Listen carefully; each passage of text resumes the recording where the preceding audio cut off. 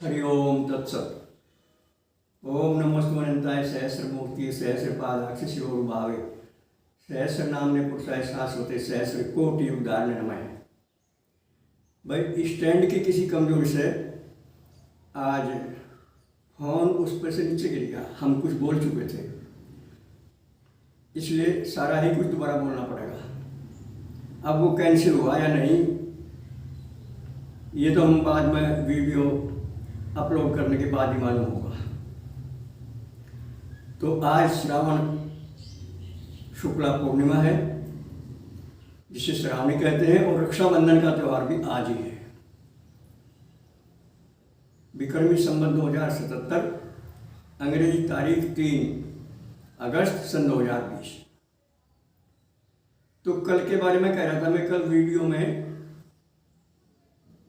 Heading जो लिखा जा शीर्षक, वो मैं बोल रहा था सच्ची भगवत शरणागति का रहस्य समझें, और लिखा गया सेक्सी भगवती शरणागति का रहस्य। अब ये तो एकदम बहुत ही गलत शब्द है सेक्सी। तो बहुत सारे भाइयों ने पता नहीं क्या विचार किया होगा, लेकिन वो कंप्यूटर की गलती है, हमारी नहीं। तो इसलिए विवेकवान आदमी हमेशा कंप्यूटर की गलती को परख लेते हैं। विवेक की यही तो महत्ता है। जिनका विवेक जागृत नहीं है वो तो पता नहीं क्या उल जुलूल सोचेंगे इसके बारे में, लेकिन जिनका विवेक जागृत है वो समझेंगे कि कोई कंप्यूटर की गलती है। क्योंकि हमारा ऐसा कोई मकसद होता ही नहीं जो हम इस प्रकार के अनुपयुक्त शब्दों का प्रयोग करें। तो आइए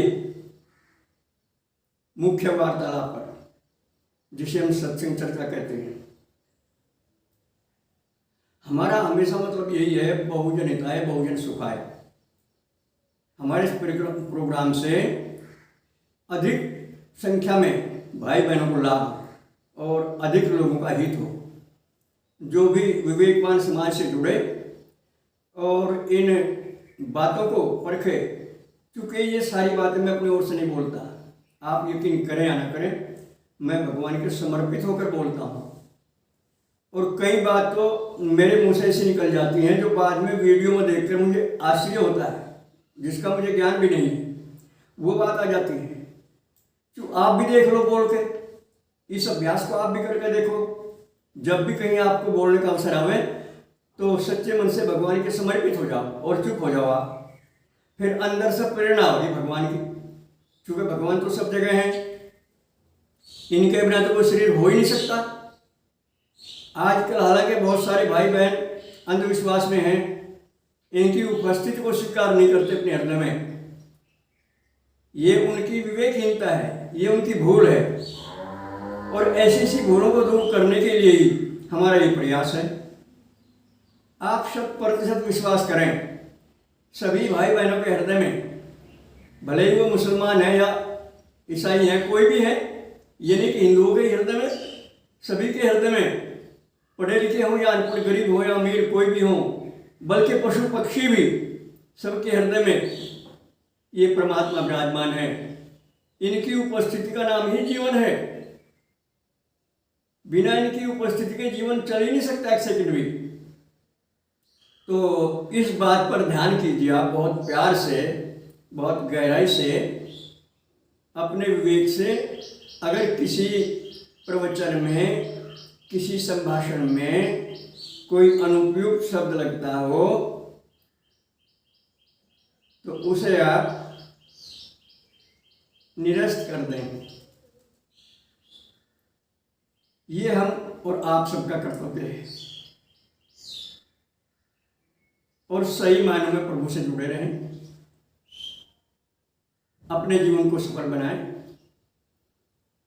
जब जब इस संसार में युद्ध हुए, गृह युद्ध हुए, और जहां जहां घर में क्लेश है, आज बात नहीं मानते, जने जने चौधरी हैं, एक आदमी की व्यवस्था घर नहीं चल रहा। तो ये सब क्या है? विवेकहीनता। ये विवेक के अनादर का परिणाम है। आप इसे करके देखो तो सही।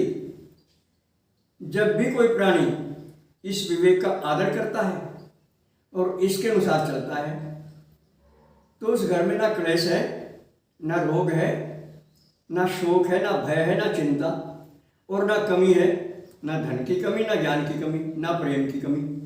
क्योंकि ये भगवान का वादा है।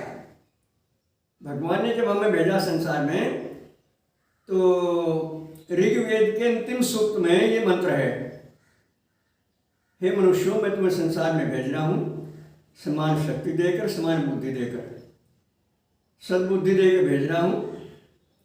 इसे विकृत ना करियो, सद्बुद्धि बनाए रखियो, एक होकर रहियो, नेक काम करियो सारे, और मुझे ना भूलियो। मुझे याद रखते हुए मेरे निर्देशन में मेरा ही समझ कर सब काम करियो। आपके पास जो भी कुछ है सब मेरा दिया हुआ है, बिना मेरे किसी के पास कुछ भी तो नहीं है। ये वाणी भी मैंने दे रखी है आपको, ये प्राण भी मैंने दे रखे आपको, ये सब वेद शास्त्र में वर्णित है, और ये अलंकारिक भाषा में है। हमारे ऋषि मुनियों ने अलंकारिक भाषा में हमें समझाया है। हालांकि भगवान ने सीधे मनुष्य रूप होकर ये नहीं कहा, लेकिन ऋषि मुनियों ने भगवान की भावना समझकर हमें चेताया है कि इसी करके भगवान ने हमें भेजा है संसार में कि ये तुम्हारा अंतिम जन्म होना चाहिए, फिर से तुम किसी माँ के गर्भ में ना जाइयो, अपने परम धाम में वापस आइयो। और ये संभव है सबके लिए। हालांकि आज हम सन्मार्ग से बहुत दूर आए हैं, बहुत दूर हो गए हैं। संध्या भी करते हैं, पूजा भी करते हैं, पाठ भी करते हैं, आप अपने इष्ट देवताओं की पूजा करते हैं, कुल देवताओं की पूजा करते हैं, परंतु हमारी सबकी पूजा स्वीकार नहीं होती, क्योंकि हमारी ज़्यादातर पूजा बनावटी होती हैं, अनुशासनहीन होकर होती हैं, मनमाने ढंग से होती हैं। तो मनमाने ढंग से की गई पूजा भगवान के यहाँ कभी स्वीकार नहीं होती। हाँ, एक बात अवश्य है, अगर आप पढ़े लिखे नहीं हैं, अनपढ़ रह गए, तो भोले भा राम साहब अंदर से मन में सफाई कर लो। किसी के प्रति आपके मन में द्वेष नहीं होना चाहिए। अगर भजन करते समय, पूजा करते समय किसी के प्रति भी मन में जरा सा भी द्वेष है, वो मनुष्य नहीं है, वो पशु पक्षी भी है, तो पूजा स्वीकार नहीं होगी। द्वेष के रहते हुए, राग द्वेष के रहते हुए, अहंकार के रहते हुए पूजा स्वीकार नहीं होती। ये मुख्य कारण है हमारी पूजा स्वीकार नहीं हो रही। आजकल पूजा भी करते हैं, पाठ भी करते हैं, हवन भी करते हैं, सब कुछ करते हैं, लेकिन शांति नहीं है और ज्ञान की आंख नहीं खुल रही, माया मोह कम नहीं हो रहा, मन कब्जे में नहीं आ रहा। तो ये कारण सारा क्या है? भगवान की अनुशासनहीनता, भगवान के प्रति अनुशासनहीनता, ये मुख्य कारण है। और ये विवेक जो है, ये एक ऐसा माध्यम है जो भगवान ने हमें इसीलिए दिया है कि अगर तुम विवेक के अनुसार चलोगे तो सदा मुझे अपने साथ पाओगे। मैं तो तुम्हारा साथ छोड़ नहीं सकता। तुम भले ही मुझे याद ना करो, भले ही मेरा साथ छोड़ दो, भले ही मेरी बात ना मानो, लेकिन मैं तुम्हें कभी नहीं छोड़ूंगा, क्योंकि तुम मेरे अंश हो।